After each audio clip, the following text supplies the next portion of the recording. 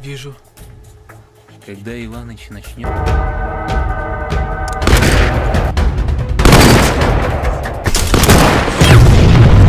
Halo semua, selamat datang di alur cerita film Afak Movie. Gimana kabar kalian hari ini? Semoga sehat selalu dan dimudahkan segala urusannya. Pada episode kali ini, Mimin mau membahas alur cerita film yang berjudul Rayado Voicerim yang dirilis pada tahun 2020. Berlatar belakang Perang Dunia II, di mana saat itu Jerman sedang menginvasi Uni Soviet. Terdapat seorang penembak jitu Jerman yang sangat merepotkan dan kerap kali membunuh pasukan Soviet. Duel sniper kemudian tersaji di mana pasukan sniper muda dari Soviet berusaha menghentikan langkah sniper Jerman.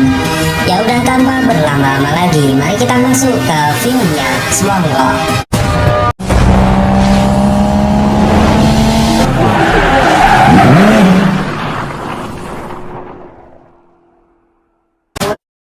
Film dibuka dengan berlatar belakang invasi Jerman ke Uni Soviet, tepatnya pada tahun 1943 di sebuah wilayah yang bernama Luhan. Pasukan Jerman dapat mendominasi pertempuran dengan adanya senjata dan amunisi mereka yang lebih mendukung.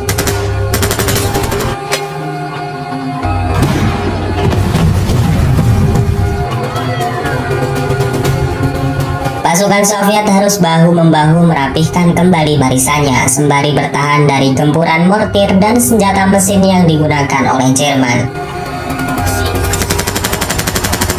Selain itu, kubu Jerman juga memiliki seorang sniper handal yang bernama Scud, di mana ia sudah kerap membunuh pasukan Uni Soviet. Loboda sebagai kapten tempur garis depan Soviet berinisiasi meminta bantuan kepada markas pusat untuk diberikan beberapa sniper handal yang dimiliki oleh Soviet untuk menandingi sniper Jerman.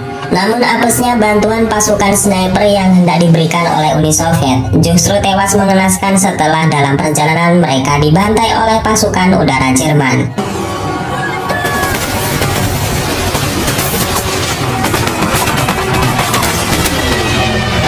Dan kemudian menyisakan 4 orang tentara biasa yang tidak memiliki basic sebagai seorang sniper. Dari keempat pasukan Soviet yang selamat itu, seseorang diantaranya bernama Igora. Dari perawakannya, ia memiliki darah Asia yang mengaku sebelum berperang dulunya ia adalah seorang pemburu. Letnan Loboda kemudian tertarik dan penasaran dengan skill menembak seorang pemburu. Ia kemudian dibawa ke sebuah hutan dan diminta untuk menembak target yang sudah disiapkan.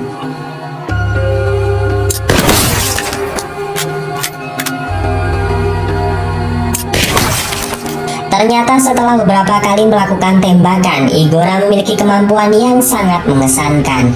Walaupun ia belum pernah dilatih secara khusus menjadi seorang sniper, Letnan Loboda yakin jika Igora nantinya dapat menjadi sniper hebat dan mengalahkan skuad sniper dari Jerman.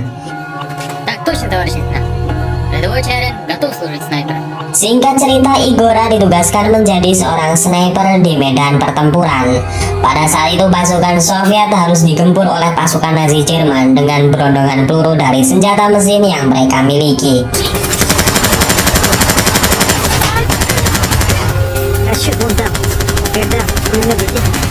Igora yang menjadi sniper kemudian memberanikan diri melepas helm besinya untuk kemudian membidik 3 orang musuh yang menggunakan senjata mesin.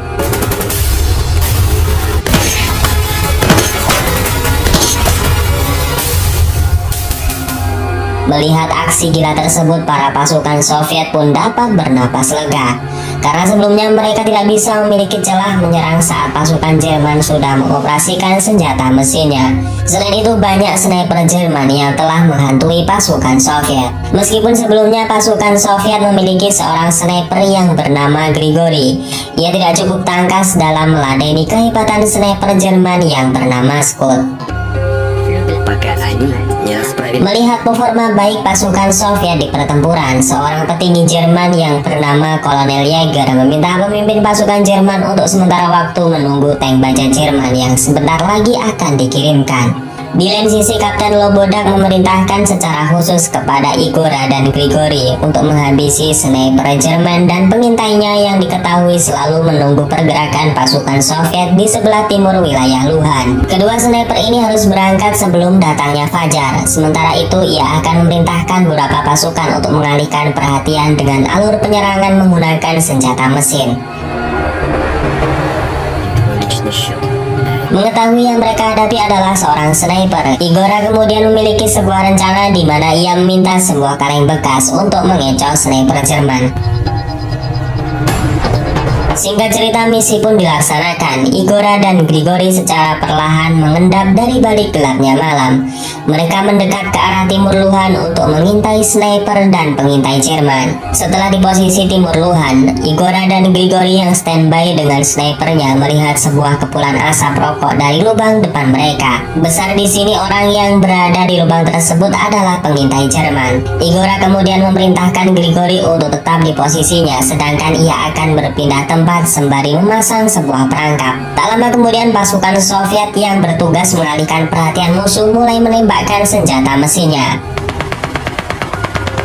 Di sana benar saja pengintai Jerman yang mendengar suara gaduh tembakan. Ia pun mencoba keluar dari lubang persembunyiannya.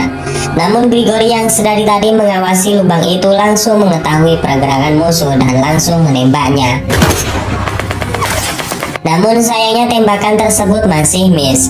Selain itu, pengintai Jerman juga melaporkan kepada snipernya bahwa di tempat ini ada seorang sniper musuh. Ia pun mulai mencari di mana Grigori berada, namun ia tertipu dengan sebuah refleksi cahaya yang rupanya adalah buah manis dari jebakan Igora yang memanfaatkan kaleng bekas makanan. Secara tidak langsung, tembakan tersebut membuat posisinya diketahui oleh Igora dan langsung membunuhnya dengan satu kali tembakan headshot. Namun sayangnya sniper Jerman yang dibunuh Igora bukanlah Scud, melainkan sniper Jerman biasa. Walaupun demikian, misi ini sukses di mana Igora juga berhasil melumpuhkan pengintai Nazi Jerman dan dibawa menghadap kepada Kapten Lobodak. Di sana pengintai tersebut diinterogasi dan dipaksa untuk buka mulut. Karena tak ada pilihan lain, pengintai Jerman mengatakan jika Jerman dalam dekat waktu akan mengerahkan pasukan bantuan berupa kendaraan lapis baja. Singkat cerita, keesokan paginya semua pasukan Soviet sedang melakukan sarapan. Di sana Igora tidak melihat Grigori yang rupanya ia sedang berada di lapangan tembak. Ia berlatih menembak karena sadar dalam misinya kemarin ia tidak berhasil menembak musuh dan menjadi beban bagi Igora. Namun Igora yang datang justru membantu Grigori dan memberikan seluruh pengetahuannya dalam menembak.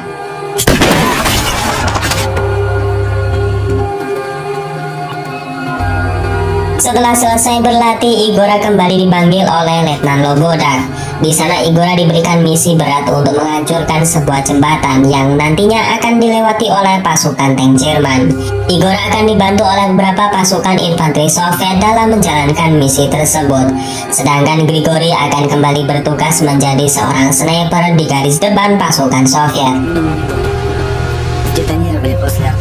Singkat cerita, misi dilaksanakan pada malam harinya. Igora dan pasukan infanteri mulai merayap melewati pos-pos pertahanan Jerman hingga sampailah mereka di dekat sungai yang mana terdapat jembatan yang akan mereka hancurkan.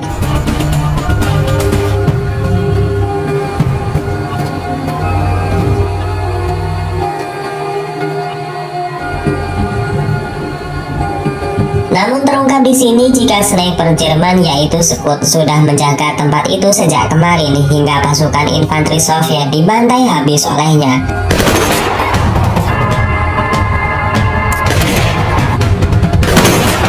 Igora yang melihat teman-temannya mati berusaha untuk mencari keberadaan Scud. Namun kamuflase yang sempurna serta jarak pandang teleskop yang kurang memadai membuatnya harus berpikir keras. Namun Igora yang cerdas kemudian menggunakan sebuah cermin yang kemudian hal itu langsung direspon oleh Scud. Setelah melihat keberadaan sniper musuh, Igora pun kembali bangkit dan berhasil menumbangkan Scud. Di lain sisi, beberapa pasukan Jerman yang sudah mengepung wilayah tersebut berhasil membombardir dengan beberapa mortir yang membuat Igora terjatuh. Melihat Igora pingsan, salah seorang pasukan Jerman yang masih sadar berusaha mengambil senjata Igora. Ia tahu jika Jerman tak akan mengampuni seorang sniper dan alhasil Igora ditawan dan diinterogasi oleh petinggi Jerman. Kolonel Jäger memaksa Igora untuk menyampaikan pesan propaganda kepada pasukan Soviet, di mana pesan itu kurang lebih mengajak pasukan Soviet untuk menyerah. Jerman akan menjanjikan kedamaian dan kebahagiaan yang tidak pernah mereka rasakan sebelumnya. Namun Igora yang cerdas justru mengatakan sebuah candaan, sehingga membuat Kolonel Jäger marah dan menyuruh anak buahnya membawa Igora ke ruang tahanan.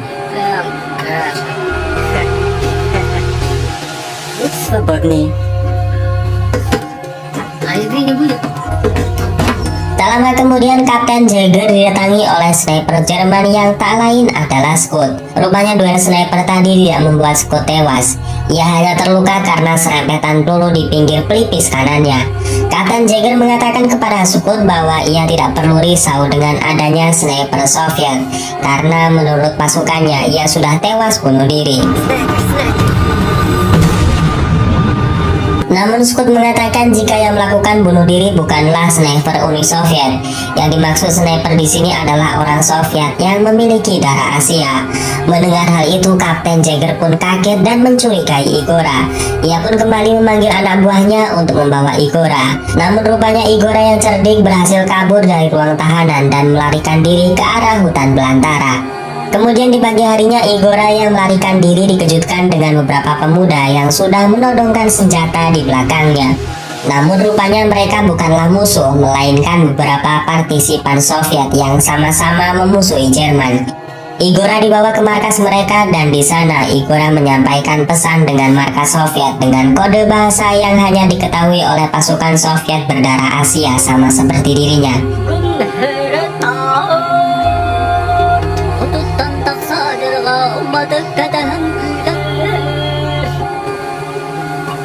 Igora mengatakan jika pasukan tank Jerman sebentar lagi akan datang karena saat kabur tadi ia sempat melihatnya. Kapten Jäger yang juga meretas pembicaraan itu tidak bisa mengetahui apa yang telah dikatakan oleh Igora dan lagi-lagi ia dibuat kesal oleh tingkah sniper cerdik ini. Selesai menyampaikan pesan, Igora kemudian meminta bantuan kepada pasukan partisipan untuk meledakkan jembatan dengan menggunakan sebuah mortir Jerman yang sempat ia dapatkan dari hutan. Di lain sisi, di garis depan terjadi pertempuran hebat para pasukan Jerman dengan Uni Soviet.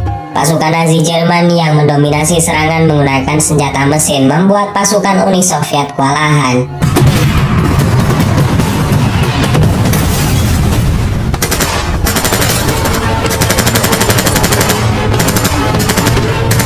Namun Grigori yang juga bertugas di garis depan memberanikan diri untuk menguji ilmu yang telah diberikan oleh Igora. Dan secara mengejutkan tembakan tersebut tepat sasaran di mana pengendali senjata mesin Jerman berhasil dilumpuhkan.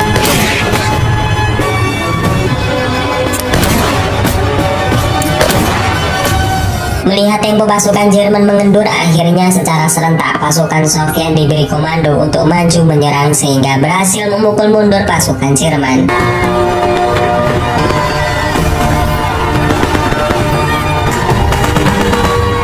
Film kembali terfokus kepada Igora dan beberapa pasukan partisipan Soviet. Mereka telah meletakkan mortir di sebuah bilah kayu di bawah jembatan. Ia akan menembak mortir dari kejauhan yang nantinya mortir akan meledak dan membuat rubuh jembatan. Namun Igora tak cukup yakin mengingat hanya 2 peluru lagi yang ia miliki dan harus tepat mengenai sasaran. Setelah mencoba peruntungannya di tembakan yang pertama, ternyata keraguannya memanglah benar. Peluru yang ia gunakan tak cukup kuat untuk menembus baja mortir. Selain itu, suara tembakan tersebut membuat Scott mengetahui posisi Igora dan mulai membidiknya. Setelah meyakini tembakannya telah membuat musuhnya tewas, Scott pun mencoba untuk memeriksanya. Namun kecerdikan Igora kembali diperlihatkan di mana hal itu memang siasat Igora yang sudah meletakkan orang-orangan palsu, sedangkan ia berhasil menghabisi Scott dari belakang. Setelah menghabisi hantu sniper yang sudah banyak menewaskan pasukan Uni Soviet, Igora pun menggunakan senapan Scud untuk menembak mortir tepat sebelum pasukan tank Jerman berhasil melewatinya.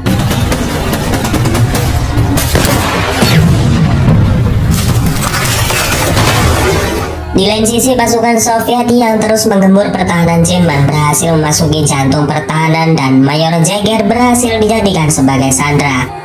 Film pun ditutup dengan kemenangan Soviet dalam pertempuran dahsyat di wilayah Luhan berkat kecerdikan yang dimiliki oleh sniper Igora.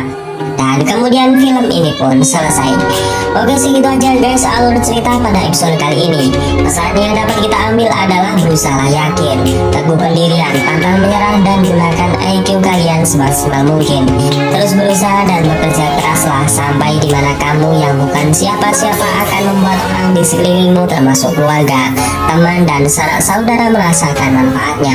Saya dan tim Aformovi dari cabang Luhan mengucapkan terima kasih dan sampai jumpa di video-video terbaru lainnya.